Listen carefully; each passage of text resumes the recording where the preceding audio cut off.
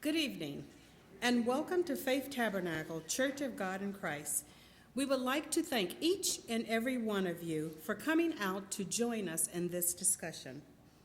This discussion is being streamlined at faithtabernacledsm.com. You may also participate and ask questions by texting 515-250-5875. 515-250-5875. This line is for text only and no calls will be received. At this time, we will have opening prayer by our own Superintendent, Marion D. Upright, pastor of Faith Tabernacle Church of God in Christ. Let us all rest on our feet, if you would please with me, and if you would bow your head as we go to the throne of grace. Father, in the name of Jesus, we thank you for waking us up this morning. We thank you for your loving kindness and your multitude of tender mercy. We thank you for our coming together this evening, and bless everyone under the sound of my voice. Bless them one by one, name by name. In Proverbs 4:7 declares, wisdom is the principal thing, and therefore get wisdom, and with all your getting, get understanding. Lord, give us a clear understanding on the responsibilities of our law enforcement officers and the general public when communicating with each other respectfully. Now, Father, we pray for our peace officers who serve and protect our communities every day. We pray for their families. We pray for their safety. Now, Lord, hear our prayers and bless our children, our communities, our state, and our country. Amen.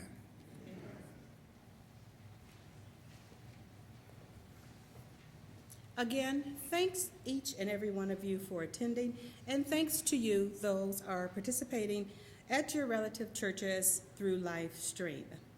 The objective of this discussion is to provide information to you regarding the responsibility of law enforcement when encountering the public. It is also to equip and educate the community as to what to do when you encounter law enforcement officials and what to do if you believe you've been wrongly stopped or treated. This is not an opportunity to bash any law enforcement official, officer, or division, but to identify how we can work together as a community on what we all know is not only a local problem, but a nationwide problem. Our goal at the end of this day, at the end of every day, is for everyone, both officer and pedestrian, to return to their families safely. We encourage open communication and welcome your comments and questions. We want everyone to feel comfortable asking questions and know that their inquiry will be treated with respect and honesty. We have two distinguished guests tonight. Our first guest is Mr. Elias Nunion. He's a transplant from Inglewood, California, but we still love him. He graduated from Graceland University in 2005 with a degree in criminal justice and psychology. Mr. Nunez served as a volunteer boxing coach with the Des Moines Police Department Westside Boxing Club for 11 years and has been employed as a juvenile court officer since 2006. Mr. Nunez will share his experience with being stopped by two law enforcement agencies, but most importantly, how he followed up with agency officials about how he was treated. Kervin Beasley is a retired police officer with over 34 years of experience with the Des Moines Police Department. His career began as a cadet in 1981, and he became a police officer in 1984. He spent 13 years as a traffic officer, retiring in January of this year. Officer Beasley will offer insight into what police officers' responsibilities are during a stop and how you should handle yourself when engaged with law enforcement. At the end of each presentation, you are welcome to ask questions of Mr. Nunez and/or Officer Beasley. At this time, I'll put you in the hands of Mr. Eli Nunez.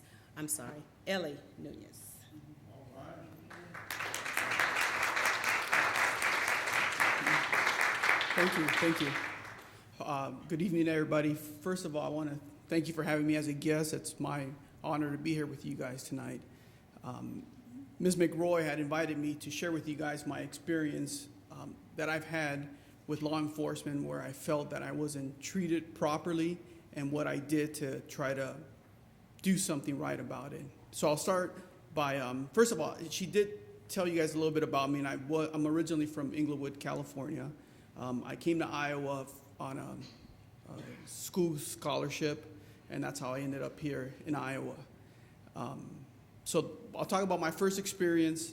It was one time a mutual friend of ours had gone to Chicago, and it was a friend and her daughter, and they asked me if I can go pick them up to bring them back to Des Moines. They had a horrible experience going to Chicago in the bus, that they agreed to pay for my hotel stay and my gas money if I'd go pick them up, because they didn't want to come back in the bus. So we went to go pick them up. On the way back, somewhere on Highway 80 in Iowa, there was a car that had road rage, and all of the windows were tinted, the front side windows, so I couldn't tell who was in that vehicle. There was a time where we tried to get off the highway, hoping that they would eventually take off, but they followed us off the highway, and at that point we thought it was pretty dangerous because we didn't know who was in the vehicle or what their intentions were. So at that point we dialed 911 and told them that we had a vehicle following us around. It wasn't one state trooper, but it was 5 state troopers and that pulled the car over, and then I pulled over with them just to tell them what had happened. But the tables completely turned. We were the ones that called for help. And when I got taken out of the car, they started to scream at me because I had called them. Of course, the other driver had a completely different version of what had happened or what was going on the road. And so the state troopers were really upset that we had called him, because he was telling me that our stories didn't match. At that point, I said, then why didn't he call you guys? Or, I still didn't know who was in the other car. So he started screaming at me to the point where I thought, I was so uncomfortable because this was at nighttime, and I thought, the way they were screaming at me, they could easily make up any story that I went for their gun or became too aggressive, and that's why they had to put their hands on me or draw their weapons. And so finally they let me go back in the car, and I told my friend in the car, I said, call Beasley and just tell him what's going on. I wanted to have somebody else hearing what was going on. The trooper then came back and he said to me that if they got called again, that I would be the one arrested because my story didn't add up to his. And I said, look, I'm in the vehicle with 2 females. Does it look like we're out looking for trouble? I'm asking you guys for help. So I said to him, I said, can I have your badge and ID number? And when he came back, he threw his card at me, and he said, here, so you can file a complaint on me. So what I think was really important about this story was that if I told you I wasn't scared, I'd be lying to you, but I had to keep my composure. I had to keep my composure because, number one, I was outnumbered out there. Number two, I always feel like we have to keep our composure, because the minute we lose our composure, now you're giving them every reason to go ahead and do whatever they want to do. And so what we did is when we got back to Des Moines, we called the station and filed a complaint, and it was the Division of Criminal Investigation who filed through with the complaint. And after we filed the complaint, they told us that they were going to investigate 3 different charges. They couldn't tell us what the charges were. We then got a letter in the mail telling us that one of the troopers was found guilty of one of the 3 charges that they had investigated. They don't give you any more than that and that they investigated, and that one of them, he was found, I don't know if the word guilty is, but that he had used inappropriate actions. The second incident that I wanted to talk to you guys about was an incident where myself and two other colleagues, we were going out to lunch. And this is my dress attire for work. As Ms. McRoy stated earlier, I'm a juvenile court officer here for Polk County in the 5th District, so we have to have formal attire when we go to work. And the two other officers that were in the car, one was, they were both African American, and as we were driving, the driver says, "Hey, we're being followed by the police." And I thought, well, who cares? We're not doing anything wrong, right? We're working. And then he said, "No, there's a second car chasing us now, following us now." All right, whatever, right? So we were driving down MLK, then we got on 235. By the time we got on 235, now there was a total of one undercover vehicle and 4 marked units that had pulled us over at gunpoint, which we were told it was a felony level stop. The undercover officer came and said that he had pulled us over because the color didn't match the registration. But we had guns drawn to us. The whole car was covered, was surrounded by uniformed police officers with their hands out. I recognized the undercover officer because we had worked on a case before, and I was trying to make eye contact with him, like telling him, like, "Hey, it's me in here," right? So I'm looking to my left. I'm sitting in the front passenger side, and I'm looking to my left, trying to make eye contact with him, when I hear a bang with a gun on my window. And it was the officer who was banging my glass window with his gun, telling me, "Roll your window down." So I rolled my window down, and all he did was just stared at me. And I felt that what he was telling me was, say or do something dumb so I can drag you out of this car. And at that point, I said, "Hey, why don't you calm down? We're all probation officers in this car." And he said, "Do you have your badge with you?" I said, "Yes, it's in my right rear pocket. Can I reach for it?" And he said, "Yes." So at that point, I reached, showed him my badge, and then he kind of signaled all the uniform officers, like, "This is the wrong car, like, let's leave." So the only one standing there was the undercover police officer. He let us go, but we still felt like we had done something wrong. We were still confused, and we're law enforcement officers, and we were still feeling like, man, we did something wrong here. When we got back to the office, I went to my immediate supervisor, and I thought, I'm going to get in trouble because I waved my badge to get out of a traffic ticket. So still confused, I went and I told my supervisor, I said, "Hey, here's what happened." And immediately he said, "No, that doesn't sound right. I think we need to get our chief involved and we need to file a complaint." So we sat down and we were able to bring in, and this was Des Moines Police. We were able to bring the assistant chief, a major, and a sergeant to the table.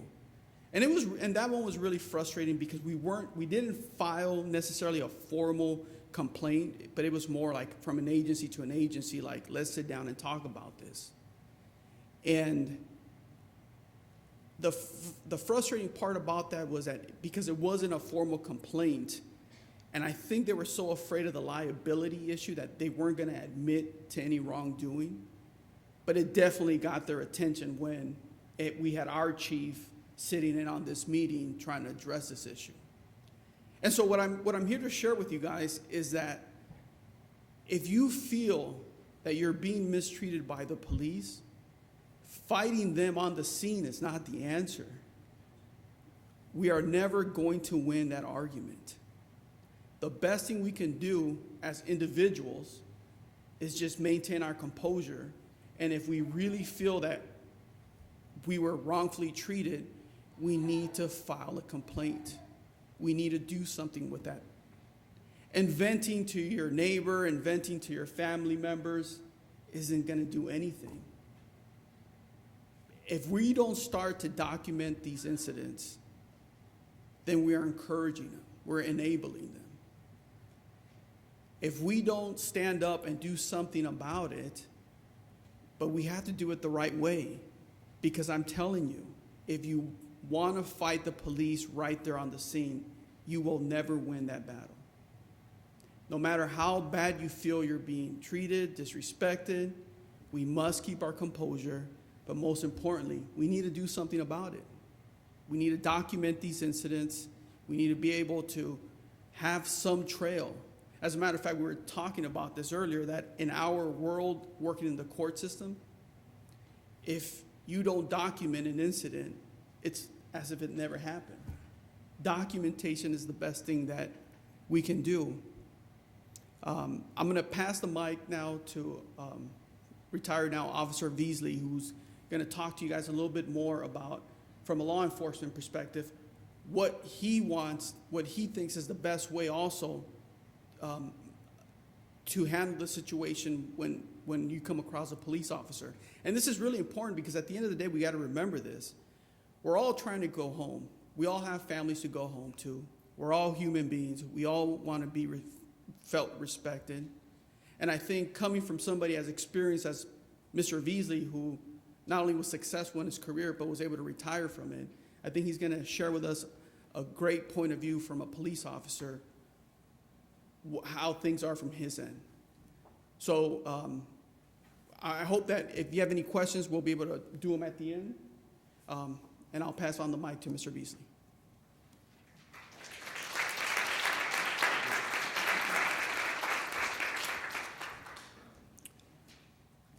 First of all, I'd like to thank you for having me here. My name is Kervin Beasley. I've been a police officer for 34 years, and I recently retired in January. I have a lot of experience in dealing on the street, also in the different areas of the police department. I also would like to take time now to thank Pastor Upright and Ms. McRoy for having me here, because I think this is a lot of important issues that need to be addressed, not only reference police, but also citizens. And in dealing with a lot of the police stops, what a lot of people have to remember at the bottom line is, and the bottom line for you is that everybody wants to go home safe. Don't want to have any injuries, don't want to have any deaths or anything occurrence. And that was my main goal when I was working the streets. I worked traffic for several years, 13 years, and made a lot of traffic stops in dealing with people that had guns. Some people didn't have guns. Some people were, they just made mistakes. And that's one thing that you got to take into consideration.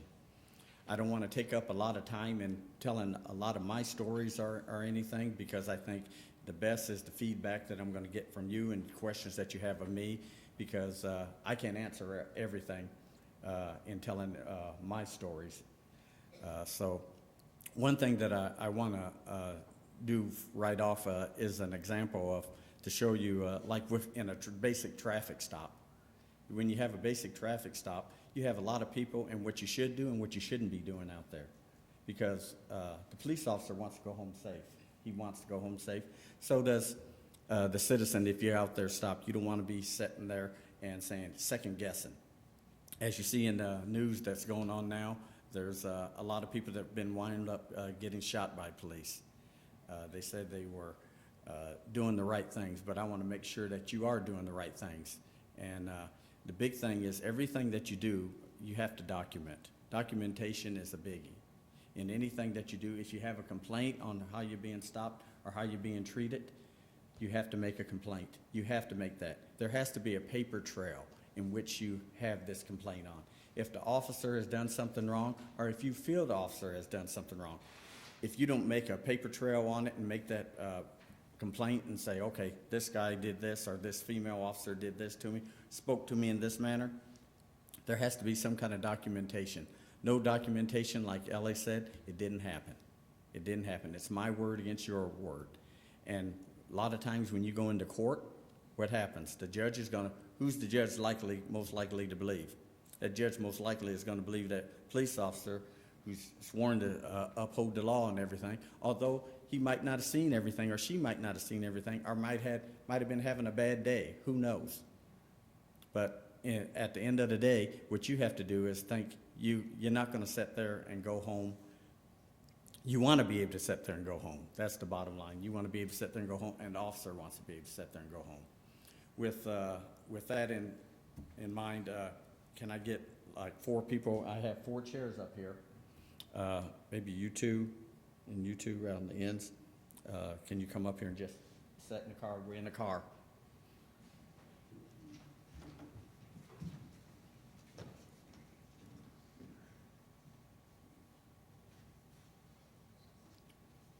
Okay, just imagine yourself as you are the police officer, and you're sitting here, you come up on, you're making a traffic stop right here. Okay, look, see what they're doing right now? They're looking back at me. They're looking back at me. So what is that? That kind of gets me on guard already. They're looking back at me instead of, they're looking forward. Now, in order for them to be more safe and stuff, now think about it as you in this same situation. If somebody's, I'm going to move this for a second.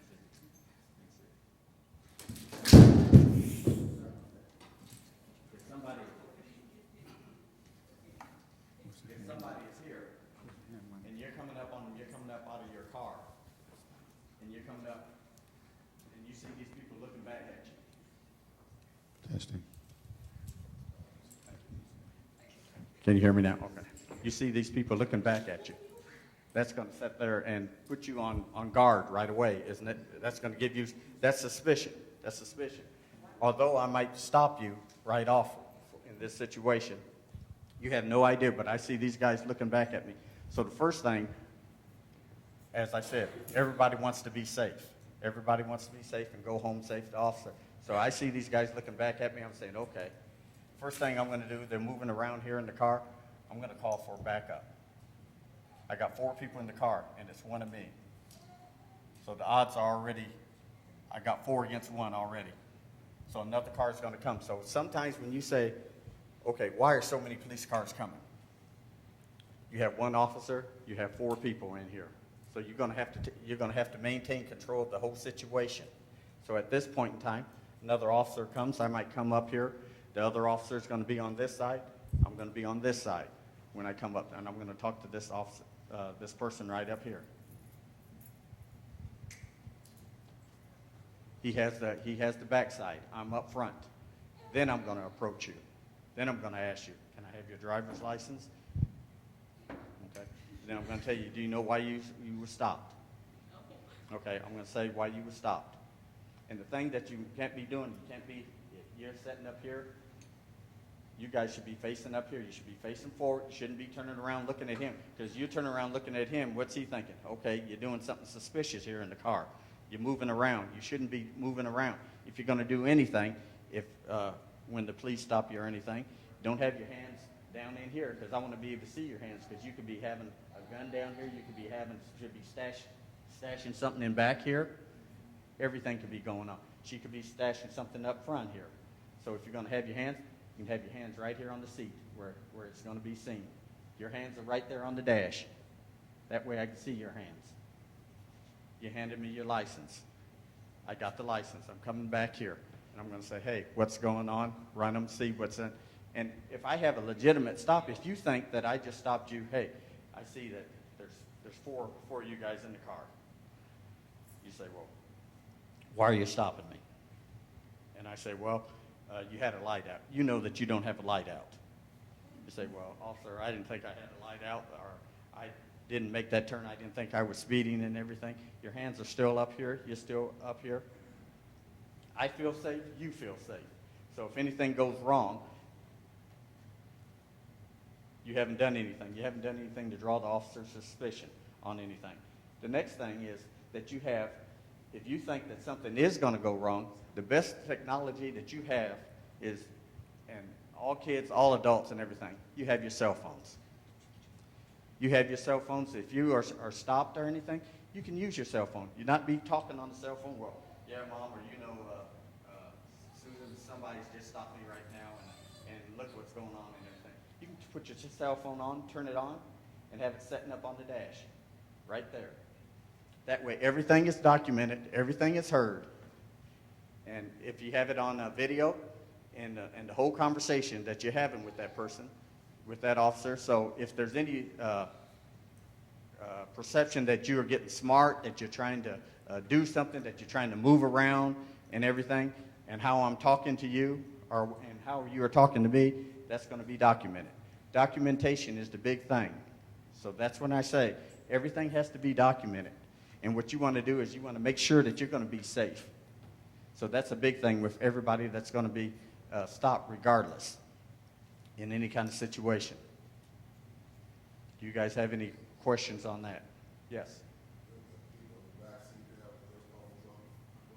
Yes, you can just put your phone on. If you turn your phone on, that's your best documentation. You can put it on audio, you can put it on video, or whatever. If it's on audio and video, that's better. That way you know that it's going to be documented. Because as an officer, when I come up to you, I have a camera on, so that's going to be documented. Yes. Okay, but you're saying, can you come to the mic? The only concern I have about that is you're saying your cell phone. Most of the time you got your cell phone in your pockets, you got it up here. You're saying you got to have your hands here. So if, say for instance, you stopped and they're already coming toward, now you're reaching in your pocket, is going to cause you concern.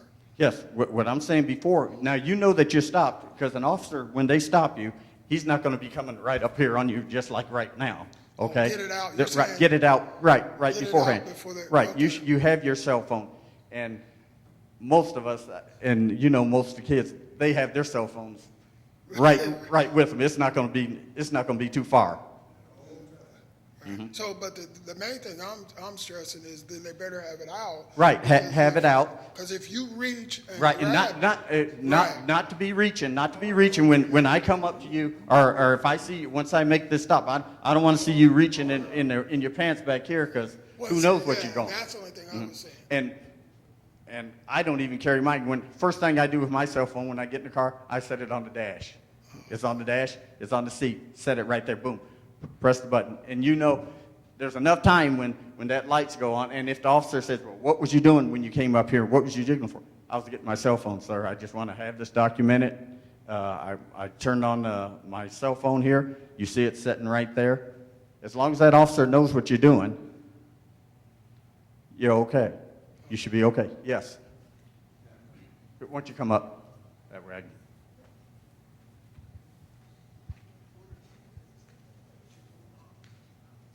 You don't have to do all that. Gotcha. Is there some kind of protocol for retaining your cell phone in the case of a stop? Because in recent news, police officers have been confiscating phones and wiping away the documentation.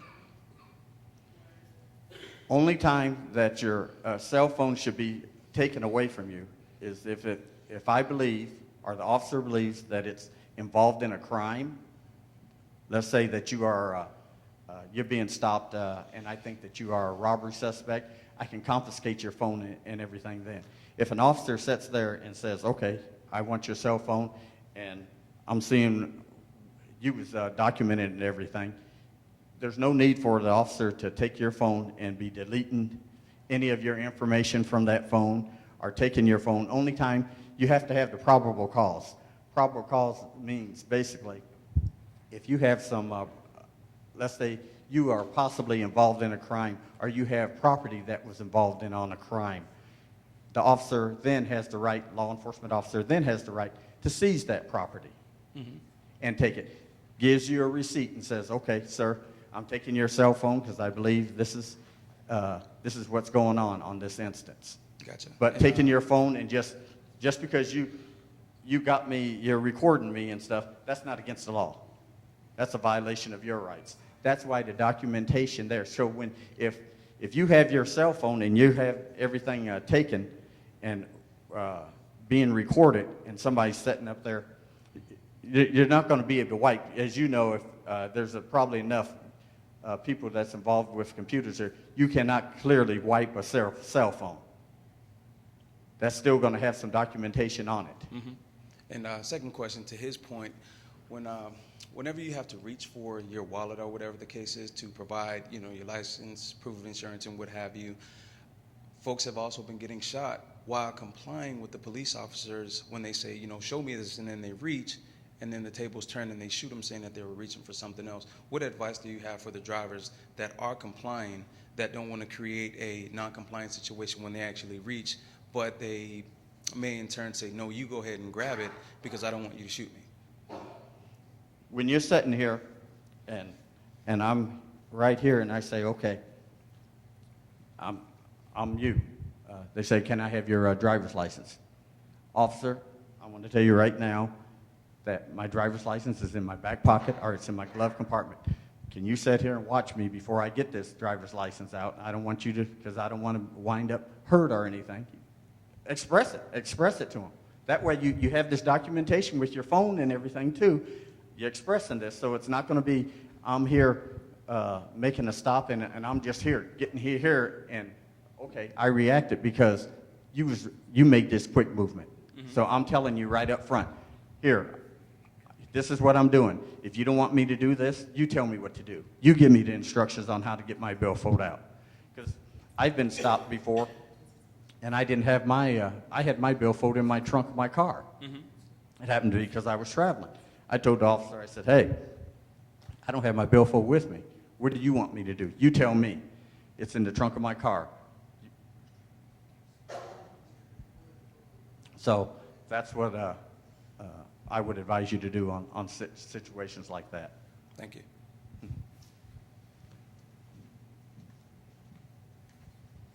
Hi.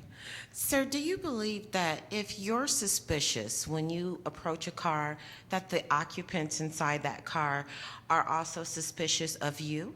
That's the first thing. The second... Let me answer that first. Okay. Okay, if sometimes I can tell you, and it's true, it's not a fallacy or anything. If you are African American or some kind of minority, that you are suspicious of the police. It's a natural thing. It's a natural thing.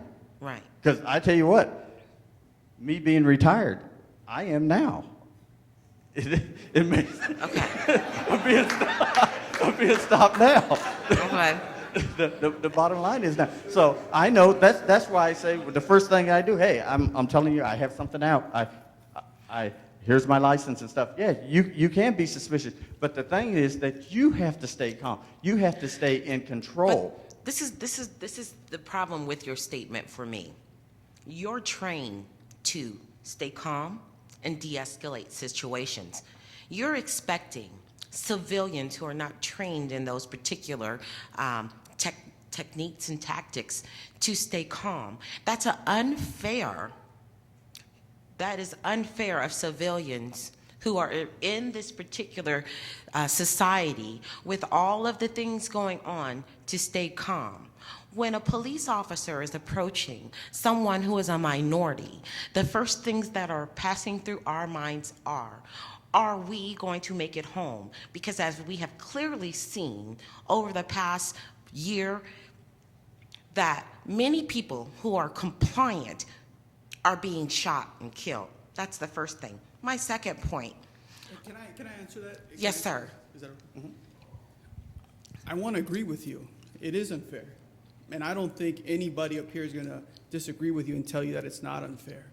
But I think the point of us getting here and talking about it is to help us out as individuals. I don't represent the PD, right? Correct. But I'm telling you that, first of all, I agree with you. But this is unfortunate that this is what we need to do to protect ourselves. So even as a law enforcement officer, when they asked me for my ID with a gun pointed to my face, right? I still said, can I reach for it? So I totally, I'm letting you know that I feel you 100%. But the whole point of this is for us to learn how to deal with it. Okay. Not to justify it and tell you this is the correct way. I get your point. However, then that goes to my next point. What type of training are your officers receiving that they are considering people suspicious off the gate? What type of officers what type of training is being What kind of training are our officers receiving? That our people are living in fear of approach of an officer. And then my next question to you, even as a law enforcement officer who has been accosted, you didn't file a report and you were afraid of retaliation. So just think about what the average person, the average citizen who does not file a report or who is accosted. Some of those citizens, unfortunately, have dealt in the criminal side of things. However, what occurs is this: because they have had those misgivings, they don't seek out occurrences when they have been wronged, and rightfully they should. Those things are held against those people. And so we need to develop a system and have our laws and our law enforcement know the law. And then we also need to be able for those people, even if they haven't had criminal backgrounds, to feel safe and secure enough to make complaints. And we should not be making those complaints to the people who enforce the law. My next question is... Well, can I answer that one first? Yes. And I apologize Sorry, guys. that I didn't make that clear, but I did file complaints on both of them. Okay. And again, I think that's the whole point of us meeting here today, is to encourage you guys, and I think the board that fell down, we specifically put on it documentation. So we are encouraging you, everybody, to document it and to file that complaint. My last question. Are you taught specifically the laws that you enforce? Yes. Yes, we are. I have a question about what the obligation of the passengers in a car like this is. So if they're, you're wanting them to record, or like I've been in a situation where a police officer has wanted the IDs of everybody in the car. Now, if the driver is speeding, what would be the reason that an officer would need the passenger or one of the occupants in the back seat's identification if there's not going to be a ticket issued for speeding because they weren't driving? The reason behind, well, you want to know who you are dealing with. That's one reason to start off with. If I stop everybody in here and I say, okay, she gives me her driver's license, I have her driver's license, and I'm going to ask, does everybody else have some ID? Do you know who you are? I want to know who I'm dealing with out here within. That's the safety factor that comes in again. Then I have the probable cause for stopping this person right here because they were speeding, okay? And just because these people were all involved in here, they are a part of that. They become a part of that. That's just like if you go and rob a bank and the person out there in the car is in the getaway car, you didn't rob the bank, you're going to get charged. The person in that getaway car is going to get charged with the same crime of robbing that bank as you. And you're the one who went in there and did it. So they're obligated to, like, they can't say, no, I'm not going to give you my license. Like, they must comply with the request. And asking for the license or given the information who they are. Some of them might not have ID. A lot of kids don't have ID on them. Most of them should have some ID on them. Mm-hmm. If they're out driving around in the car with their friends and everything, they need to have some ID on. Wonder if they get in an accident, what happens? Your kid's here in an accident, you don't know who they are. There's no way that I'm going to know who they are if they have no ID on them, if they're involved in an accident, to contact you and say, hey, here, your son's been involved in this accident. I want you to come take care of him, or we're going to the hospital. I have no idea who you are whatsoever. But in a peaceful stop, why do you care who he is? What's a peaceful stop? Every stop, there's not, if I'm stopping you, you have to have that probable cause for stop. I just can't stop you just because, you know what? I see 4 people in here. I'm just stopping them just because I feel like stopping them. Now, that's an unlawful stop. That's an unlawful stop. You have to have a reason. You have to have probable cause to make a stop. No probable cause, no fair stop, okay? That's the bottom line. You have to have probable cause to make that stop. I just can't stop you. You know, hey, I see her. I might think she's nice looking or something. I say, I want to talk to her or something. There's been officers that have done that, so let's not stop right there. It has been done before, but let's just go to put it on that basis. You have to have a reason to stop. I just can't stop you just for no reason, just because I see 4 people in the car. Now, Now, I have been saved for 20 years. I'm a pastor now. But before then, I was a criminal. So I dealt with all the different types of things. You know, I have been stopped, and I knew how to act. You know, I had been broken. My pelvic bone was broken. I had crutches. So everybody in the car gave me their guns and their drugs. And I was sitting on a pillow. So I put them under the pillow. I sat there. Everybody was taking out the car.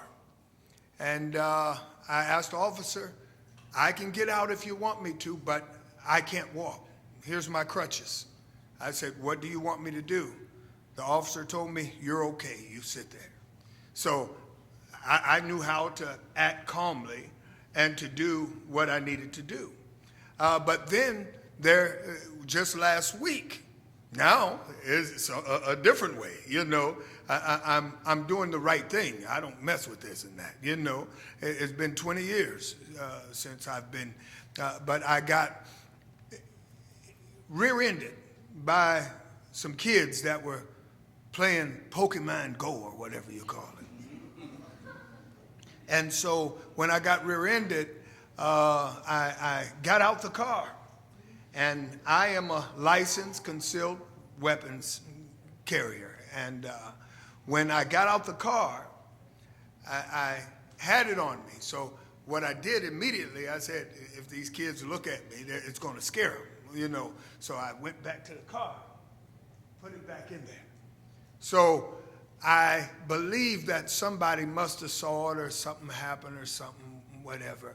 But I was getting on the kids' case. I called the police. When I called them, they came out. But immediately, when they came out, they wanted to rush me and wanted to grab me up. So, you know, me being a little different, I told the cop, listen, I don't have anything. I'm not doing anything. I just was rear-ended. I'm talking real nice and calm. I said, and I called you. And the cop said, but we want to deal with you. Want to grab my arm to put it behind me. So I didn't want to, you know, show no force or anything. But I told him nicely. I said, get your hands off me right now. And when I told him to get his hands off me, he said, well, I have this and that.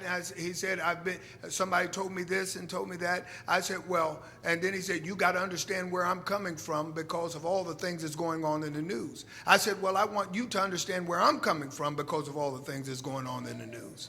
I said, I'm you know, calling you and you're coming to me with this. But when I saw him coming, I want to make this clear.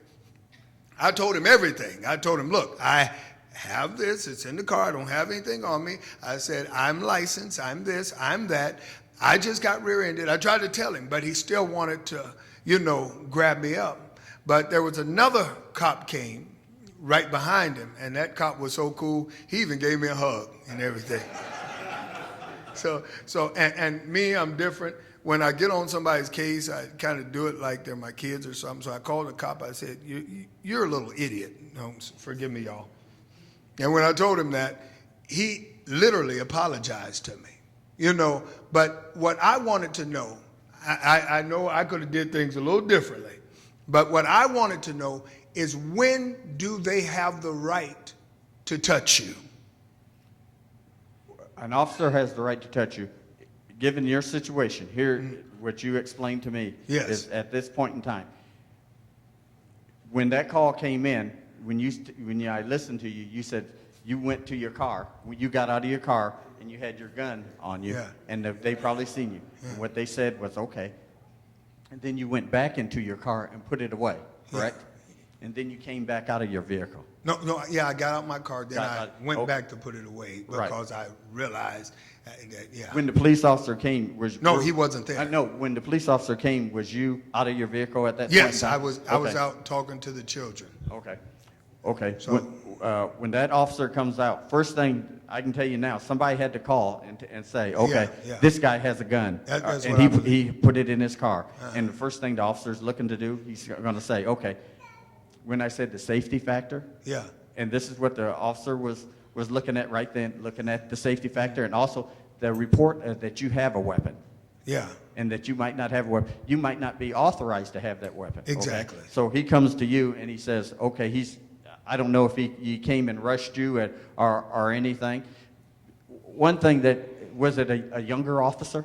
He was young. Okay, a He younger was very officer, young, okay. way younger than me. He was Right. Some of the officers, I can guarantee you, some of them are young and they're more going to be Exactly. frisky. That's a good word for it. They're going to be more frisky and going to come And up he with made you. me And see, nervous because I didn't know if and he was that's- going to grab his and gun or that's the taser. that's a bad move on your part. If you have your hands and stuff up and I'm talking to you and Yeah.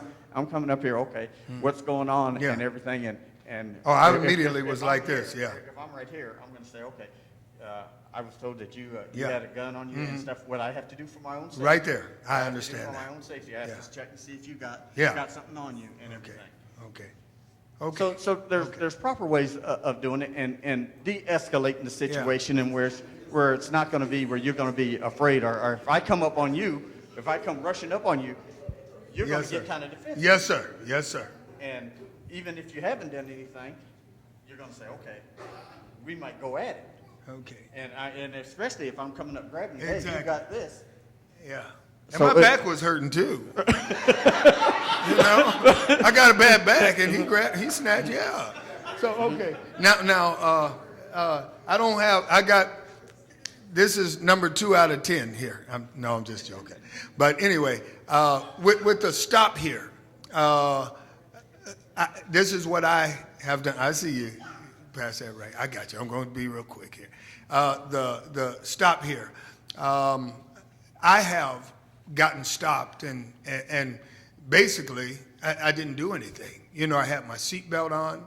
I wasn't speeding. I wasn't doing anything. And I saw the cop pass by. And when he passed by, I looked him right in his eyes and he looked at me. I was in my nice truck, you know, and he did a U-turn and came to pull me over. So when he pulled me over, I was automatically defensive and upset because I'm like, why are you pulling me over? I'm just leaving church and going home.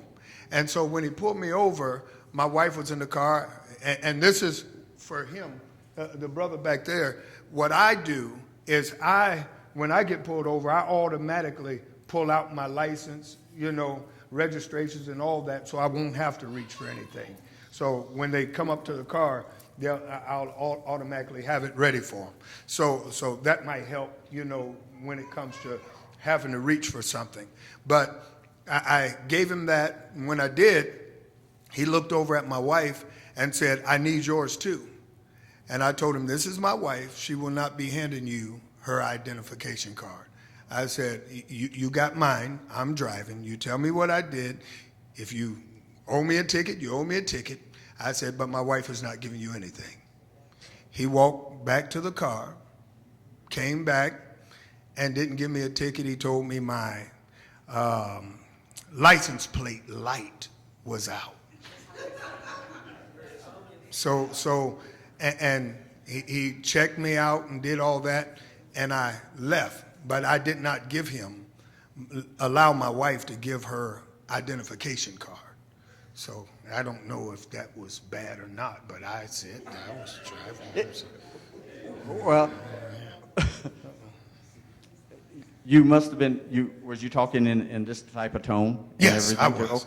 Okay. Your demeanor has a lot to do with what you're going to be doing. Yeah. A lot of times, if you're going to be stopped, and I'm not going to say this doesn't happen, it does happen. There is profiling. There is profiling in which people are going to get stopped. African Americans are going to get stopped. Latinos are going to get stopped. And this is what's going to happen. You're going to wind up getting stopped. That's why the documentation is important, and for you to stay calm and everything. And I rarely raise my voice Right. unless I'm preaching. Even when I called him an idiot, I was talking just like this. Okay. Okay. Okay. But thank you. You are a blessing. Thank you. Please we're getting ready to close this down. We want to give everybody an opportunity to speak, and we got calls coming in from out of the state. So make your comments briefly. This will be quick. I just have one question for this gentleman and then a couple for you, and then I'm done. Okay. I had to write them down.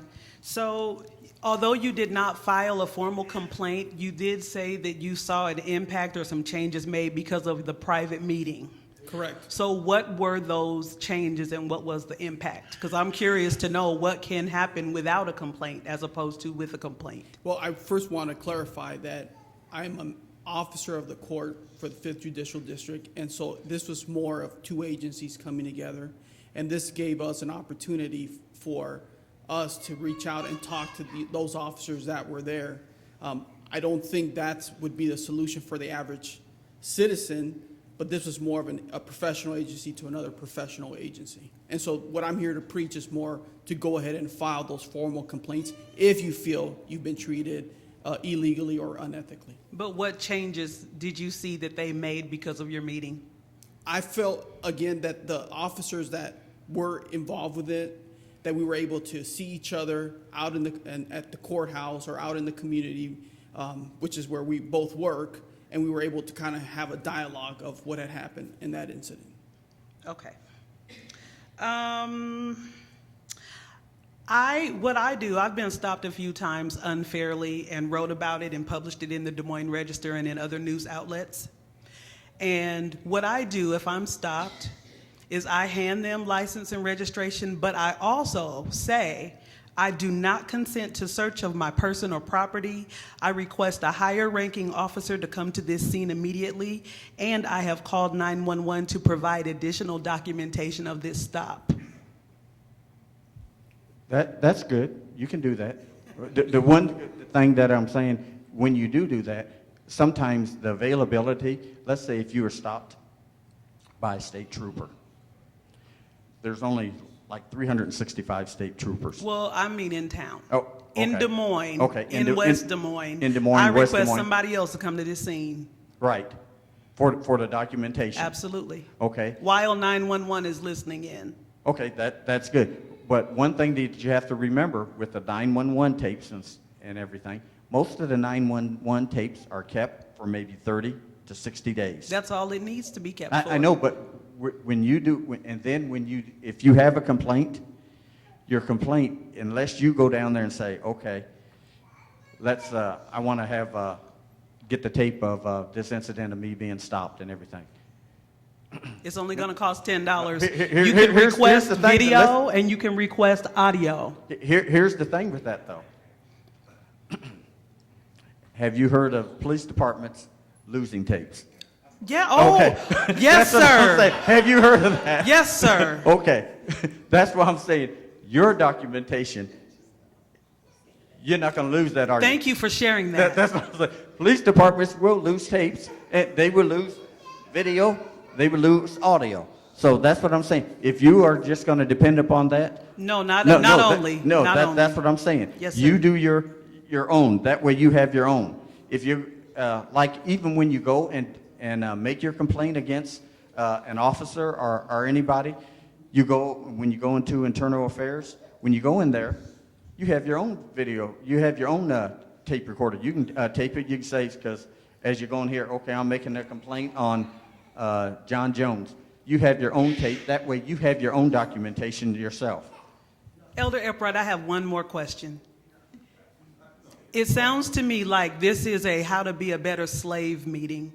What additional training have police officers had so that they can be more sensitive to the communities they serve and not just us as citizens learning to be better? What are they doing on their end to be better? I don't see this as being as a meeting for being a better slave. I see this as a meeting for you to learn on how to as a life experience. Because I want you to be able to go out here and say, as a life lesson, because you go out here when you stopped. First thing when I was raised over on the east side, I was told by my parents, if you're going to be stopped by the police, the one thing we want you to do, we want to make sure that you're going to come home. We want to make sure that you're going to be treated right. And if there's something wrong, you have that police officer's badge number, you have everything. And the police officers, they have their job to do and everything too. It's not nothing about bashing them. A lot of the police officers out here are good police officers. They're not out here to sit there and harm you. But in every industry in which you have some bad apples, regardless. Regardless. But the bad apples aren't going to outnumber the people that are out there doing their job. And as far as have the slave mentality, no, it's knowledge that you have to have. Knowledge is always going to help you overcome a lot of. Okay. Just have 3 questions here from people that were watching live. One is, I don't know, I just got a text message, sorry. Why does the cop always ask if you know why you were stopped? So he just wants to know, why is that question asked? One reason why. When you come up, the officer will tell you usually, this is why I stopped you, or do you know reason why you stopped? An officer sometimes, if they aren't sure, and it's honesty, that they might say, they might be going on a fishing expedition. When I say fishing expedition, okay, do you know why you were stopped? You might say, hey, I think I was speeding. Yes, I'm going to go with that. I'm going to go with that. Yeah, let's be honest. Let's be honest. I'm going to go with it. I'm going to go with it. Okay, miss, that's why you stopped. But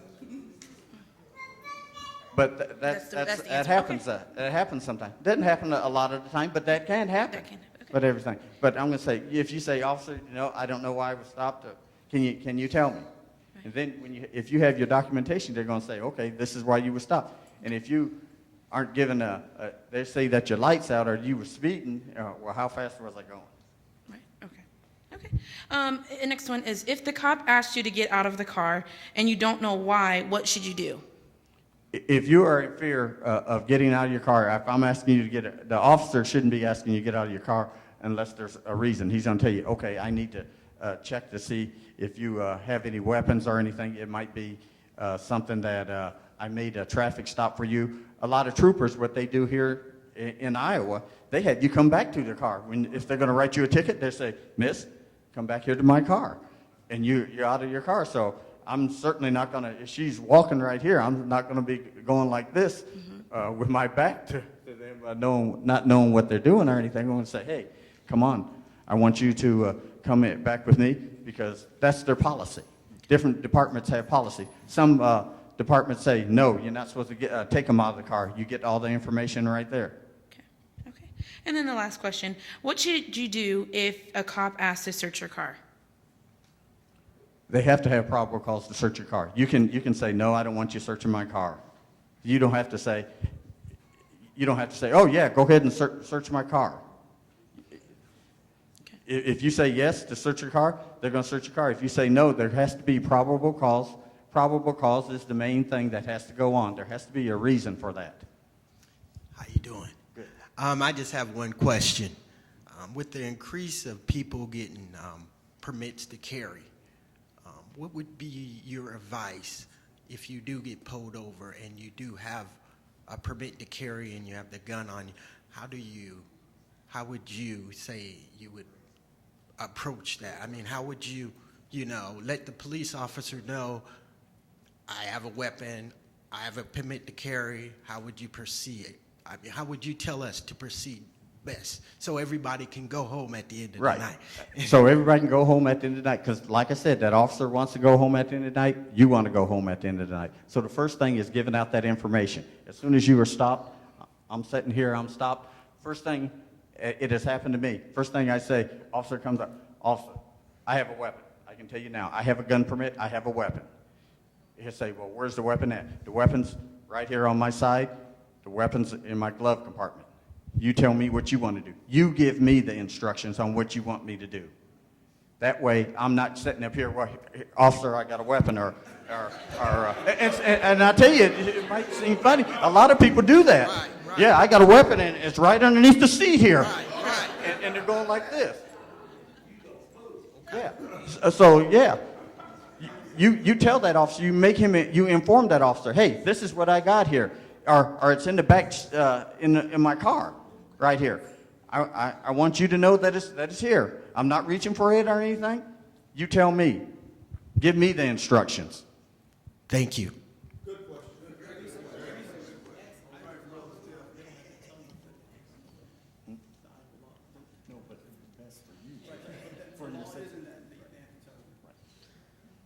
I just had a few things I'd like to say. I am licensed to carry as well, so I guess from my perspective as being a female, I always hand my license to carry with my license and my registration to the officer, just so they know. I don't want them ever to see my purse sitting open here and there's, my gun sitting, on the top of it. Or if I'm driving my husband's car and there's a gun under the seat, if I've moved the seat or something, and I don't want you to see it without me telling you first. So that's just where I come from. I think a lot of times if the police officer knows you, they're going to be less hostile. If I know you, we have a relationship, and you walk up to the car, you're going to know who I am. You're going to know, oh, that's Pastor Cameron's wife. You're going to be less, you're going to be more calmed down. If we make ourselves be seen, get out in the communities, a lot of our pastors are community ambassadors. They get out there, people know them.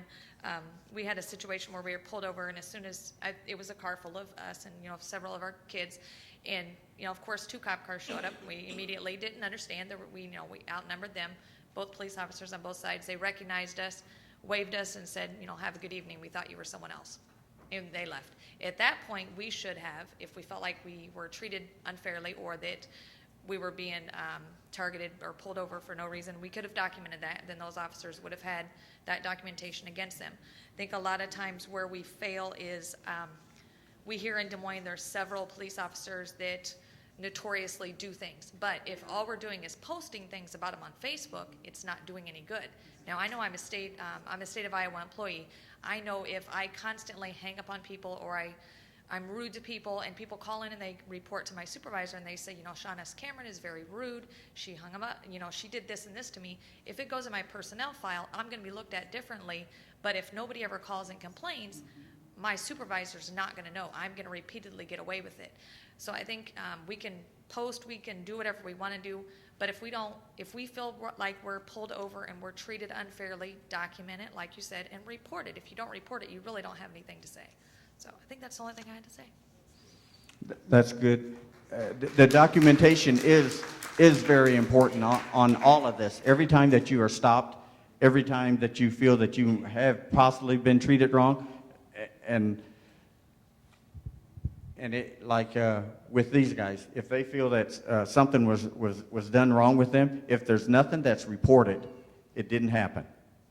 It's because it's going to be my word against your word. You're going to say, okay, well, I stopped these guys. Nothing went on.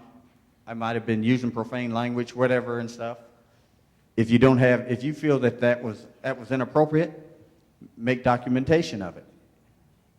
And the big thing is that you want to be able to know what you are doing is right, and that the police officers are also doing what's right. Because like I said, like in every profession, you have some good days and you have some bad days, and sometimes by your whole demeanor, if you sit there and want to get upset at the officer saying, okay, he stopped me for this, he stopped me for that, and I want to take it out. Everybody's human at the end of the day. At the end of the day, you have some good days, you have some bad days.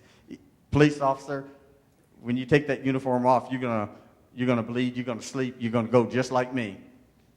But I'm just saying, you have to take all that into consideration, and just don't take it as, okay, it's me against them. It's not just a me against them. It's that you're trying to go and trying to make things better for yourselves. Because if you don't document, if there are some bad police officers out there, if nothing is said about it, nothing's going to happen. Just like she said, nothing's going to happen. It goes in a file.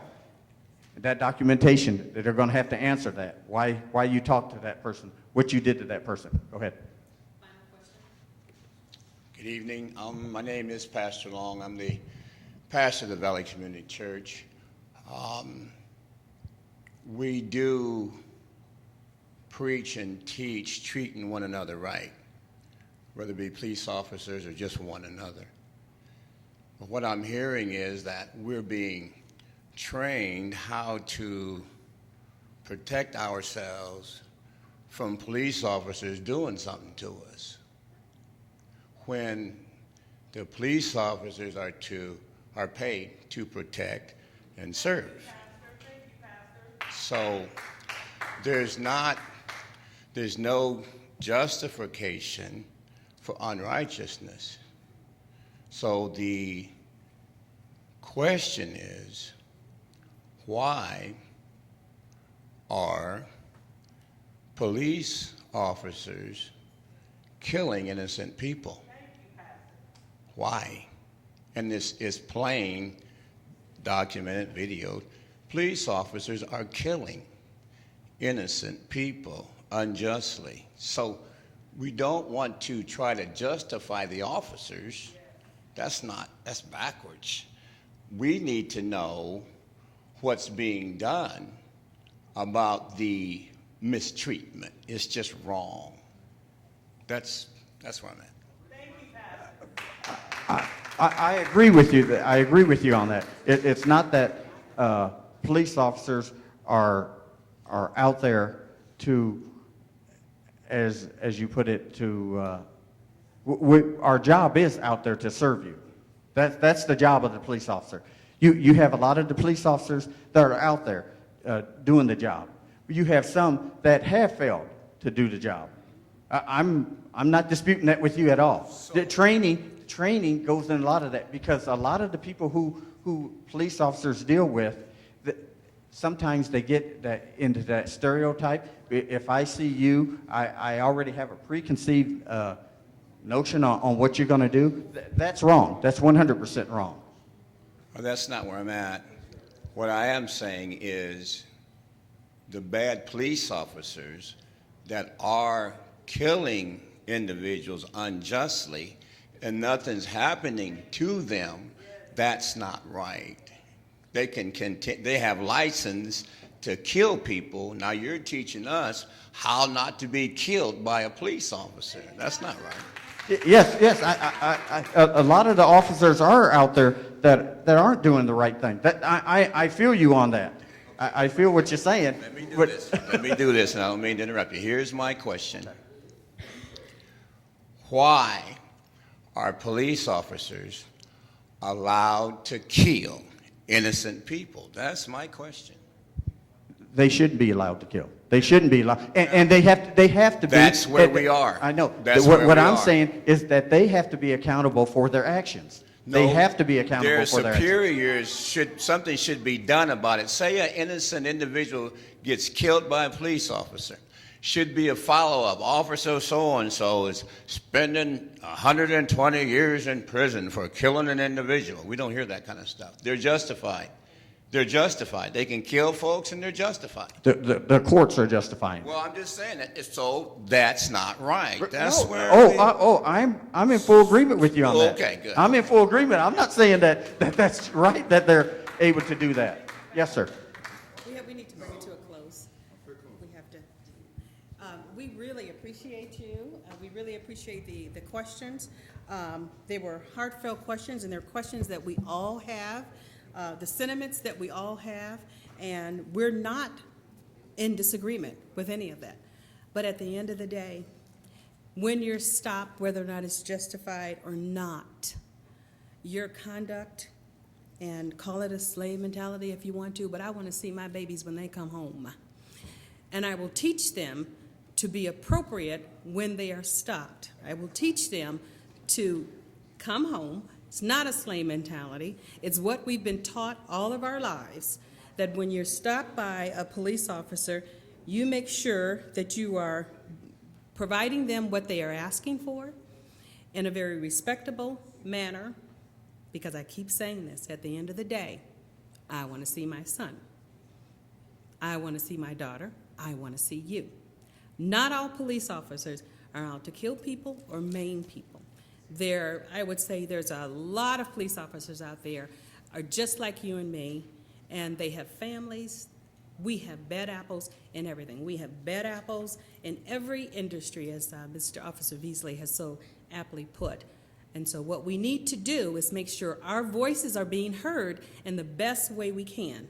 Your voice is not going to be heard if you're inappropriate and you end up in jail or you end up dead on the side of the street. Okay?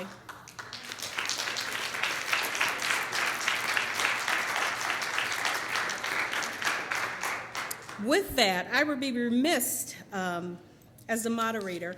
We do have a community response unit from West Des Moines, Officer Jeff Hartshorn. He's not on program tonight, but I'm wondering, wanted to give him an opportunity to have comments or anything today.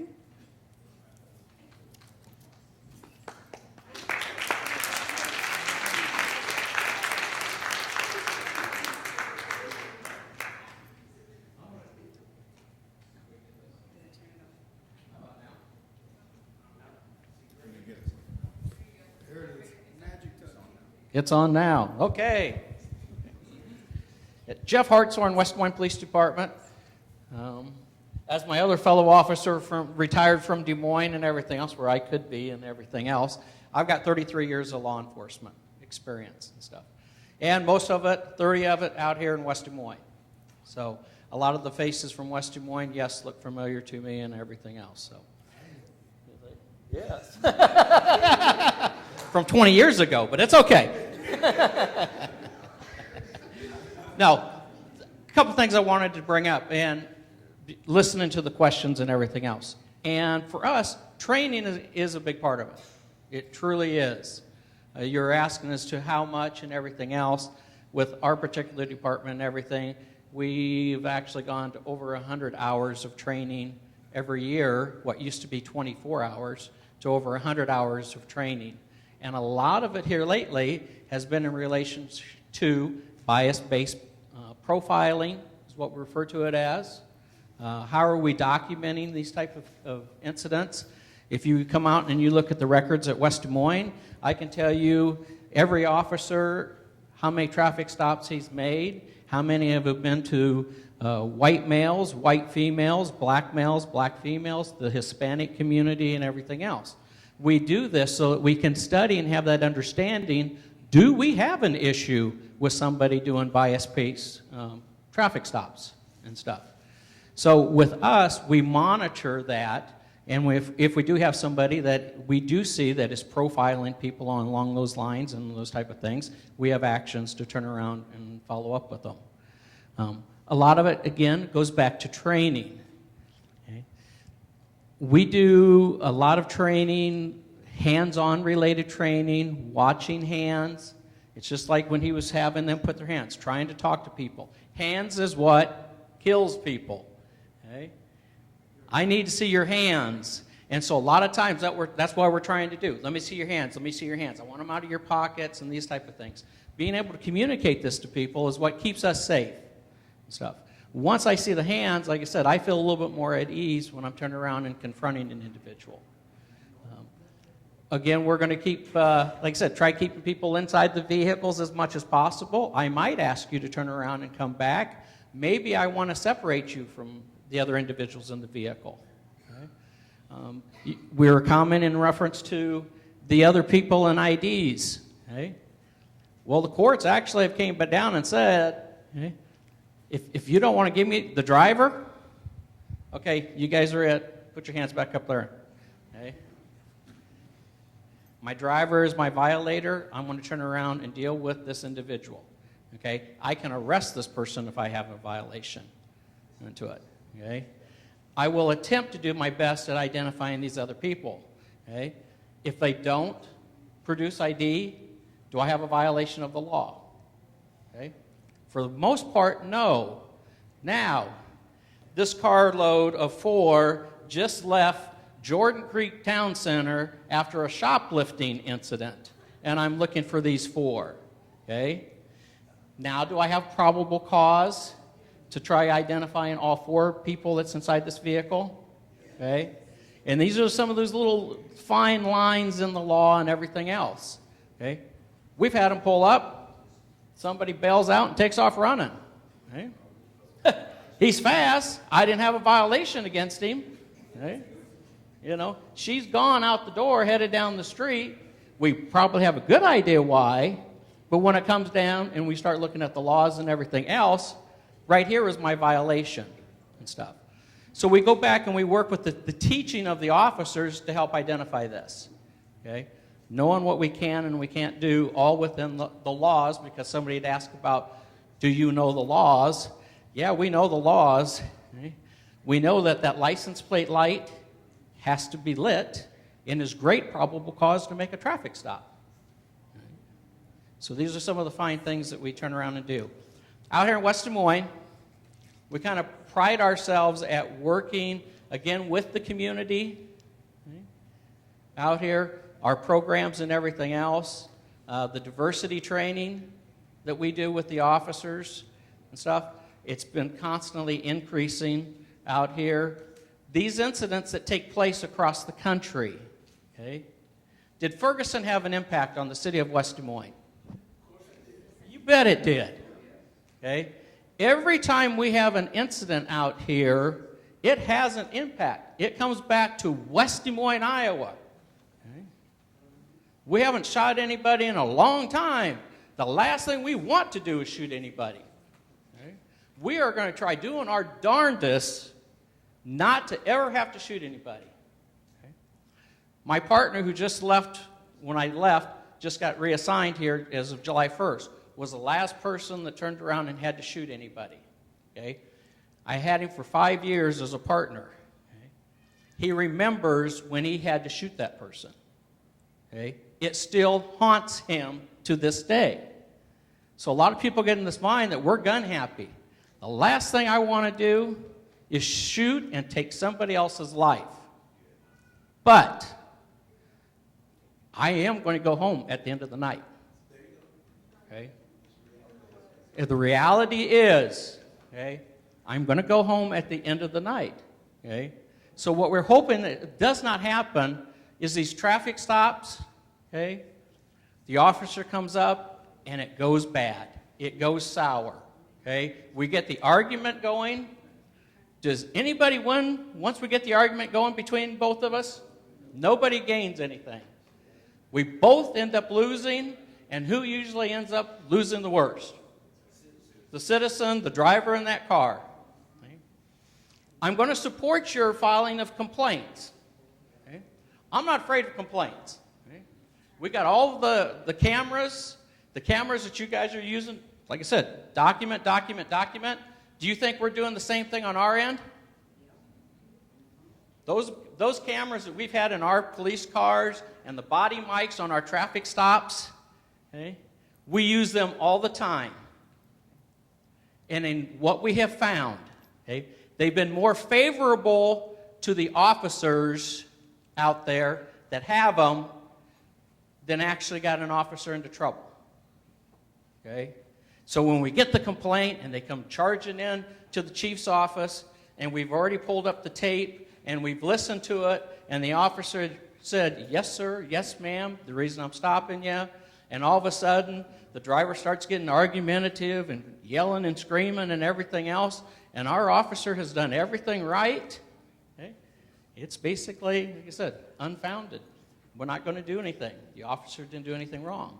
So we support the documentation. What you guys are trying to do, we do at the same time. Okay? We're in the process of going to body mics here in West Des Moines. Okay? The only reason why we haven't jumped out and bought them is we're trying to get through the body mic problems, okay, that's created with this first and second generation of body mics. Okay? Well, we've had cameras in our cars for years, totally supporting them. Okay? And we will continue out here in West Des Moines. So if you do get a complaint, email the department, send a letter, whatever it is, and like I said, we have a unit that will basically investigate it and do whatever we need to do. We also use that as a training. If we were seeing a problem, multiple complaints as an individual, we're going to be dealing with it. Okay? Multiple types of complaints, we're going to turn around and deal with it. And usually, if we see something where we're wrong, we turn around and put that into a training module to basically come back and train the officers as to what we need to turn around and do better. So a little bit with West Des Moines and what's going on. Welcome to our city. So, any questions you have of me before I turn it back over? You guys did great, by the way. Thank you very much. Thank you very much. We're getting ready to close, but we just want to thank everyone for coming out, asking your questions, and I hope this has been an education for all of us to think about what we do and how we can gain some power back. You know, it's nothing like being powerless in situations, but hopefully this has given you some options that these are some things that you can do to follow up if you believe that you have been wrongly pulled over and treated in a pullover. I believe one of the questions were, who polices the police officers? On the back, there are yellow sheets out here. Local police enforcement agencies, make sure you grab one of these. I think they're out in the vestibule if you don't have one. These are all the law enforcement agencies here locally, along with information of people who handles complaints for those offices. And other, on the back of that, there are other agencies authorized to investigate police actions. One is the Iowa Civil Rights Commission, the Citizens Aid Ombudsman's Office, and the Federal Bureau of Investigation. That is included. So if you don't believe that your complaints at that level are being addressed appropriately, then feel free to contact these persons also. But again, I want to thank everyone that have come out today, and we thank our guests, Shirley, for coming out, and they do a wonderful job. And hopefully this will not be the last of this. This is an ongoing thing. We just don't want to do this and just say that the problem is over with. We know that it's ongoing. So we want to have open communication, open dialogue, and hopefully we will partner with the police departments to come out and answer some of the concerns that the public have. And maybe that interaction will make all of us better at doing what we do. Thank you for coming out.